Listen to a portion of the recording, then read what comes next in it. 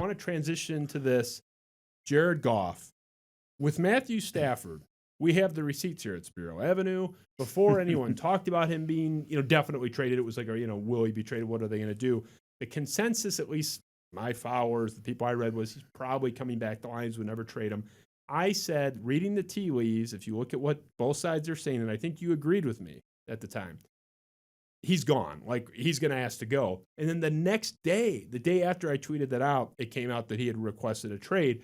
I try to read the tea leaves. And with Goff, everyone's saying, oh, no big deal if you don't like Goff. He's just a stopgap. I watched his introductory press conference. I'm sure you were there or, there on Zoom, whatever it may be.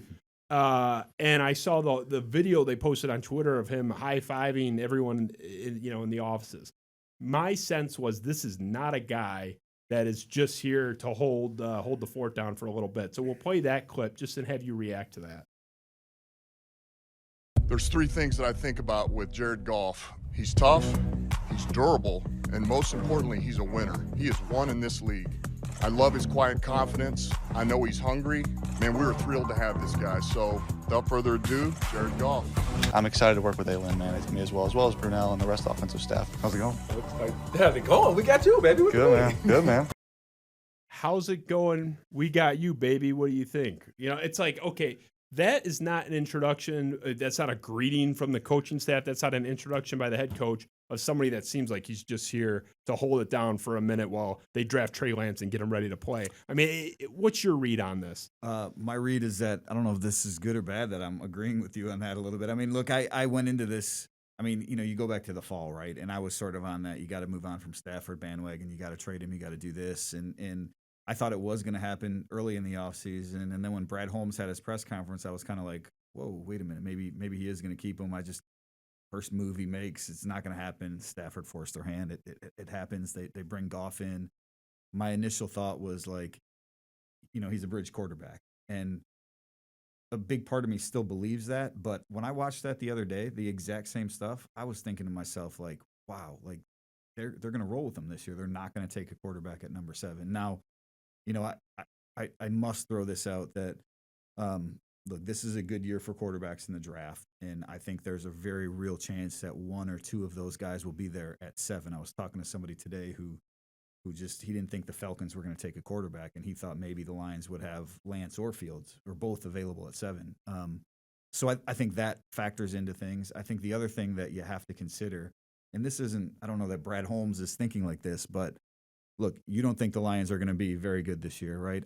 I don't. I don't think they're going to be 1-16 either. I think Jared Goff is the type of quarterback that's going to, help them keep their head above water. But if they're 6-11, is anyone going to look at that and say, that's the quarterback that I want to build around that we just won 6 games with? I just don't think so. So I do think that, at the end of the day, you're still going to come out of this season saying, well, we need to solve the quarterback position. And so that's sort of where I'm hung up on a little bit of, will they take, the receiver or whoever it is, or do they just take the chance to be like, hey, we got a chance to get a pretty good quarterback now, and we know he's not going to play this year, but let's get him on our roster and see what we can do. I try to stray away from technical conversations on this show because it's above most people's heads. But I had to hit one point of sort of the technical aspects of his game because I'm confused. I don't know the answer, and maybe you do.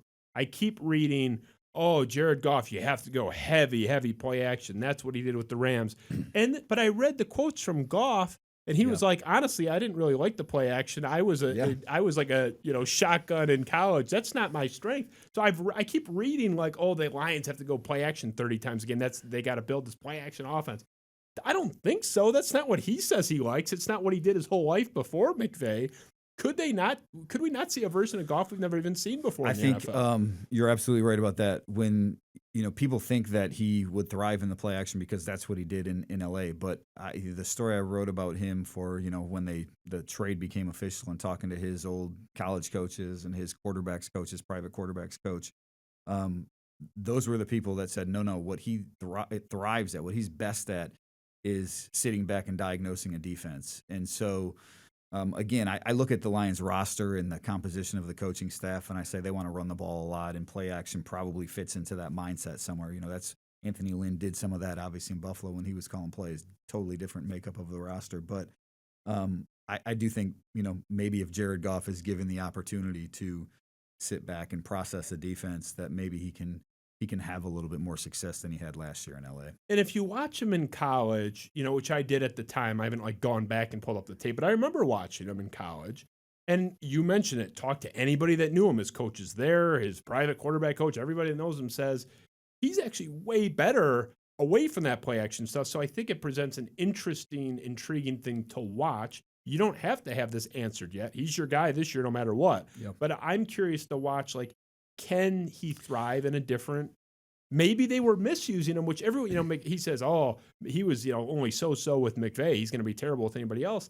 That was my first thought too, but when you pause and look, he doesn't like the way he was being used, and everyone that knows him well says they misused him. So I'm curious to see it. Well, and the other thing I would say on that too is that in LA, he was running Sean McVay's offense. I mean, that was it, right? Sean McVay was calling the plays. He was designing everything. Here, the Lions have made him a part of building the offensive playbook. And so in theory, that should help him to have some success. Now, he doesn't have any receivers to throw to, and they don't have much of a defense. So, he's still, the chips are still stacked against him there. And that's why I still say that no matter what he does, the end of the season, if you're looking at a 5 or 6 win Lions team, you're still going to be saying, man, they, still rebuilding. They still need to get that quarterback.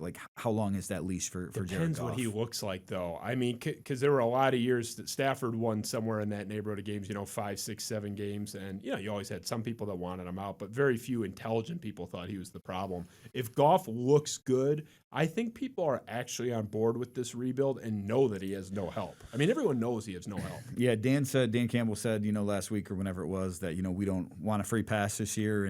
But they really have one. I mean, there's no expectations for this year. And I think the same goes for Jared Goff, right? I mean, you want to see some progress, but let's be honest. I don't think most Lions fans watched every game he played in LA, right? They just know that, he went to the Super Bowl a couple years ago, and he was kicked to the curb in L.A. because he and McVay, it didn't mesh, and he wasn't playing as well as he did a couple years ago. All accurate, but there's still a lot of why to both of those. I think you could do so much worse than him.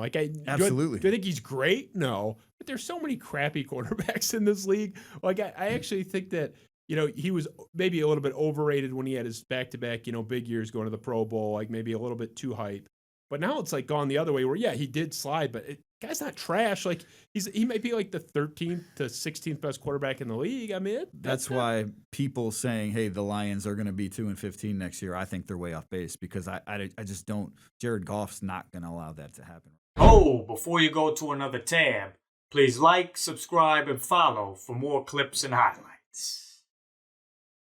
Good? Okay. Beautiful. That's a natural.